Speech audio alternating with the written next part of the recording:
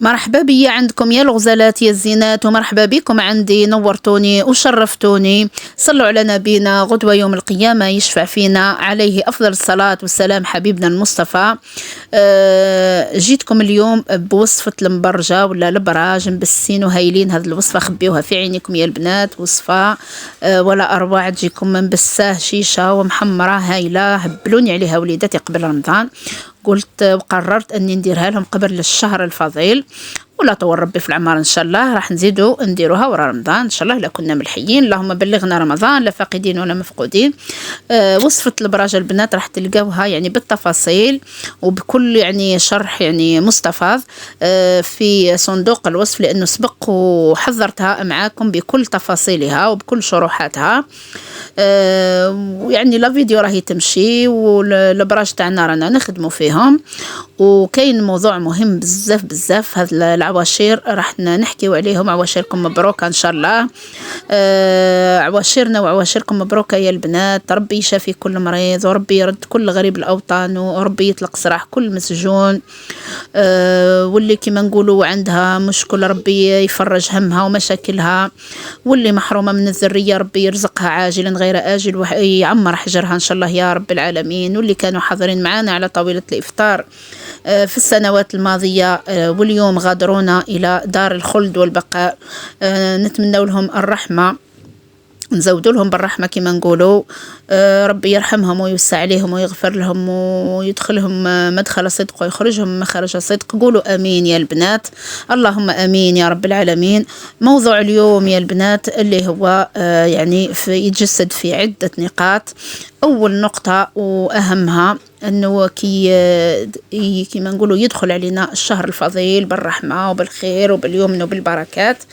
تبدأ يعني واحد الظاهرة هكا، خصوصا يعني بين الأزواج، ويعني بالتحديد هذوك الأزواج يعني الحديثي العهد بالزواج كما نقولوا، اللي جهد ما فتحوا بيوت وجهد ما يعني أبدأوا في العلاقة الزوجية. تكثر يعني المناوشات بين الزوج والزوجة، خصوصا هذاك الزوج اللي تلقاه يعني مدخن، يعني حكم عليه الدخان وتلقاه في مار. يعني كما نقولوا احنا بالدرجة تاعنا يحكم عليه رمضان ويحكم عليه الدخان. تلقى المرأة هذيك يعني راهي تعرف طبايع زوجها، ولكن تتعمد انها كما نقولوا تقلقوا. معروف يعني الازواج يحبوا العشية يروحوا من الخدمة بعد يعني العمل، حاول تلقاه مستلقي، تلقاه يتكى بعد يوم متعب، يوم شاق كما نقولوا. وهي يعني في هذيك الوقيته اللي تتفكر واش يخصها، تتفكر هاي محتاجة كذا وهاي محتاجة كذا. وعلى هي حبيبتي الغالية يعني انت راكي تسعي للمشاكل بنفسك وتمشي لهم برجلك كما نقولوا. حاولي يعني تستغلي الوقت، راهو مازال شوية على رمضان، مازال حوالي 15 يوم. حاولي استغلي حبيبتي، ديري قائمة تاع مشترياتك واش يخصك دركا في الاستاع. كل وحدة فينا تعرف طبايع زوجها باش نيفيتيو علينا، وباش ماذا بينا هذا شهر الرحمة وشهر الخير وشهر البركة وشهر المودة والمحبة. والمودة تبدأ يعني من الأسر بزاف، يعني وين تبدأ المشاكل في هذه الوقيته هذه يعني في شهر الصيام. يعني رمضان حاشاه، ولكن الازواج يعني معظم الازواج راهم مدخنين ويحكم عليهم الدخان. انت حاولي استغلي الوقت نتاعك، ما كان له يعني كما نقولوا تمشي للمشاكل بنفسك. بقات هذه 15 يوم استغليها، شري اموراتك وخرجي انت والزوج تاعك، ولا كتبي له المشتريات نتاعك، قال كذا وكذا كذا. وخلاص كما نقولوا من بعد راح تنظمي انت وقتك. اليوم هكي واش راح طيبي، غدوه واش راح طيبي. كلش يعني قضيانك حاضر قدامك، سميدك زيتك الاليمونطاسيون تاعك. تبقى من بعد هذيك امور خفيفه تاع زلابيه تاع البن، هذوك اللي يحضروا يعني تقريبا يعني يوميا. هاو الزوج اكيد او راح يعرف هو اموراته وحده، يعني هابو يروح يربوزي مثلا يصلي صلاته. كي تقرب المغرب على بالنا بلي كل الرجاله يتشهاوهم يخرجوا، كاين اللي يجيب قلب اللوز، كاين اللي يجيب زلابيه، كاين اللي يجيب البن، كاين اللي يسخف على دوباره. يتشهاو الرجال يعني الله المستعان، حتى هما راهم يفوتوا بيوم شاق. ولازم احنا علينا كزوجات احنا اللي لازم نحسنوا العون. يعني انت اذا ما حسنتيش العون لزوجك شكون راح يحسنه له؟ المدير تاعو في العمل ولا زميله ولا الشارع ولا الدنيا راهي ما ترحمش يا البنات. وخلينا احنا نترحموا ونتودوا ما بيناتنا. هذه النقطة الأولى يعني بالنسبة للنقطة الأولى.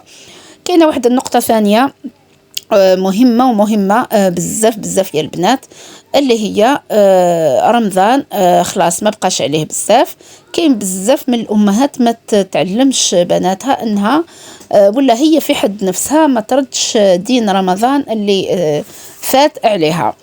تخليه هاني اليوم غدوة اليوم غدوة اليوم غدوة، وهي ما على بالهاش بلي هذاك راهو حق ربي، وما تعلمش حتى يعني بدورها ما تعلمش بناتها انه راهو عليك دين لازم تقضيه لازم تأديه، وهاو كذا وهاو كذا واش لازم يكون كيما يكون واحد يسالك دراهم وتبقى يهزا كيما نقولوا هذاك المزقوم تاع هذاك الدين لازم ترديه، يعني لازم تحيريه كيما جاك ساهل وهزيتيه وكيما نقولوا وصرفتيه هذاك الدين، كيما يجي الوقت انك تردي الدين لمولاه. ولا هنا هذا مولا الدين راهو هو الخالق عز وجل يعني، ومولانا يعني سبحانه وتعالى، يعني لازم نقابلوه على احسن استعداد وباحسن حله ونبرهنوا يعني باللي راح نقابلوا هذا الشهر الفضيل وإحنا ما علينا حتى دين، وإحنا ما احناش مثقلين بالديون على كاهلنا. يعني إذا اللي ما زالت ما صامتش دينها غير تزرب هي ولا بناتها. يعني احنا علمونا امهاتنا زمان باللي هاو الدين باللي راهو حرام علينا كي نخليو دين يسالنا. من كاين انا نعرف ناس حتى يسالهم عوام وعوام سابقه تقول لك انا حليت عيني هكا في الاسره نتاعي ما لقيتش الوالده تاعي تربيني ولا تفهمني ولا تنعت لي باللي انه لازم عليا نقضي هذاك الدين بعد ما ينتهي رمضان بخير ولا خير، وكما نقولوا نشربوا الماء بالعاميه نتاعنا ونربوزيو شوي نهزوا ياماتنا جوست ورا هذاك رمضان. وخصوصا يعني كي يعود الوقت قصير وبالنسبه يعني للخدامات هاي يعني مع تخرج تكون وجدت صباح فطورها منه غدا منه عشاء. يعني انا شخصيا هكا ندير يعني هكا ننظم وقتي.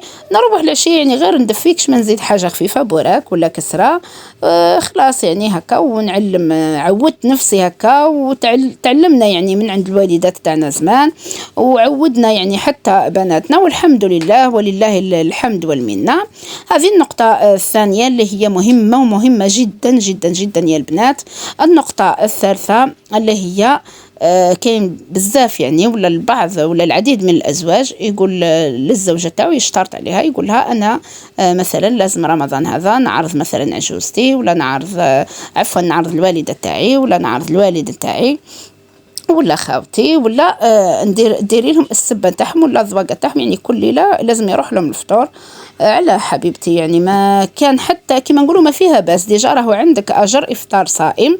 الناس كما نقولوا راهي تفتش عليها كما نقولوا بالريق الناشف. يعني انا شخصيا يعني نحب هكا ندير افطار للصائمين اجر ومنفعه، وعلى بالنا باللي السيده اللي توقف في الكوزينه وتجتهد راهي ديجا صايمه وراهي خدامه وراهي تجتهد كي تزيد تروح انها توقف في الكوزينه باش تفطر العائله تاعها افراد العائله تاعها وتزيد تفتش على صايم واحد اخر تزيد تفطروا ديجا راهي عندها اجر عظيم. يعني ما فيها باس كي تحبي تساهمي عجوزتك ولا تساهمي مثلا شيخك اذا عندك شيخك على قيد الحياه. هذوك راهم البركه وهما اللي جابوا لك هذاك السبع وربوه لك وردوه لك هكاك راجل ومن بعد وجدوه لك وداروه لك ساجي.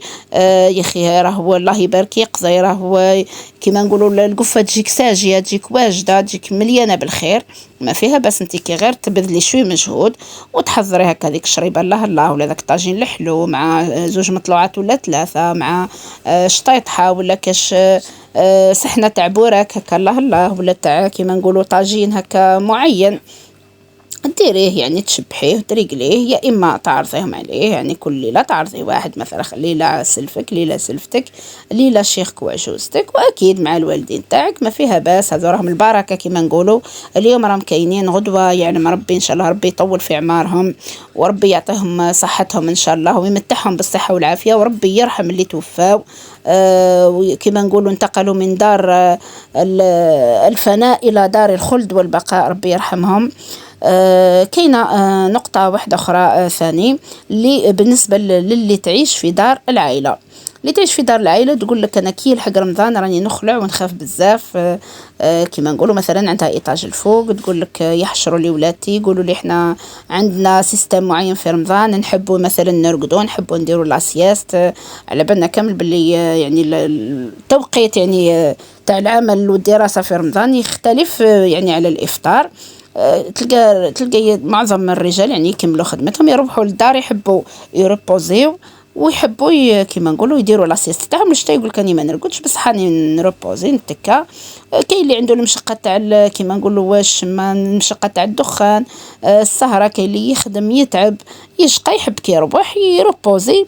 مالا انتيا اذا راكي عايشه في دار العائله حاولي كيما نقولوا ما تطلقيش ولادك هكا كيما نقولوا هاهم يدردكوا، هم يجريوا، هم يحسحسوا، هم يقربعوا على مثلا اذا تحتهم عمومهم ولا تحتهم الجد والجده تاعهم.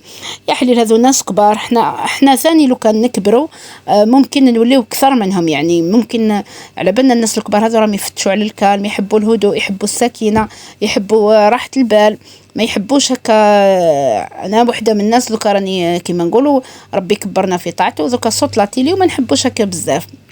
ما عنديش انا ذكا فلاتيلي ولا كيعود قوي قوي وليداتي بسلامتهم نقول لهم نقصوا له وتفرجوا عند جهتكم، يعني فما بالك هما ولدوا وكبروا وطاحوا وناضوا في الدنيا هذه وشافوا وتعبوا وغلبوا، يحبوا حتى هما الكالم، يحبوا لا سياست. يعني احترمي كيما نقولوا هذيك العائله اللي راكي عايشه معاها، السلف والسلفات، يعني السلفات اكيد راح يكونوا في الكوزينه بس سلافك احترميهم. الشيخ كعجوزتك هذو ناس كبار، قال ما ديرش الحس على جدك وجداتك حتى يتكاو شويه، هما ناس كبار تعبانين. كاين اللي عنده دواء يشرب فيه تاع السكر تاع لاتونسيون، ممكن مثلا يروحوا من الخدمه تعبانين، يعني ماشي غير هما ينوضوا يهضروا مع ولادك وانت ثمثم يغيظك الحال على ولادك ويديك النيف. هذو عمومهم معليش ما فيها باس، هم يربيو حتى العم راهو حتى هو بمرتبه ولا بمقام الوالد، يعني اذا غاب الوالد يحضر العم عادي، ما يديكش النيف بزاف على ولادك، ما تديكش هذيك الحميه وتنوضي انا حقروني وانا حقروا لي ولادي. لا حبيبتي الغاليه، هذوك عمومهم في مقام باباهم، هذاك جدهم مش راح يرضى لهم الهلاك، وهذيك نناهم كيف كيف.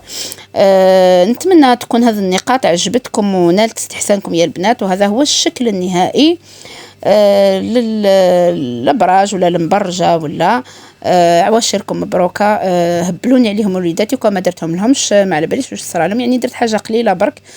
كنت هكا هذه لابار نتاع جوزتي كنت رحت طليت عليها، كانت شويه مريضه، لأنا حطيتها لكم يعني تعمدت نحطها لكم في العلبه هذه باش تشوفوها باللي تصلح كما مشروع هكا يعني للسيدات المكيثات في البيوت. جاو براج هايلين هايلين يا البنات، مبسين محمرين كما راكم تشوفوا، يستاهلوا فامكم شهيدكم في الجنه.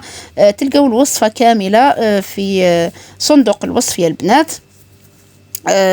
نتمنى هذه النقاط هذه تحطها كل وحده فيكم اللي كنت وسبقت ذكرتها، تحطها كل وحده فيكم يعني وتاخذها بعين الاعتبار قبل ما يدخل علينا رمضان. اللهم بلغنا رمضان لا فاقدين ولا مفقودين.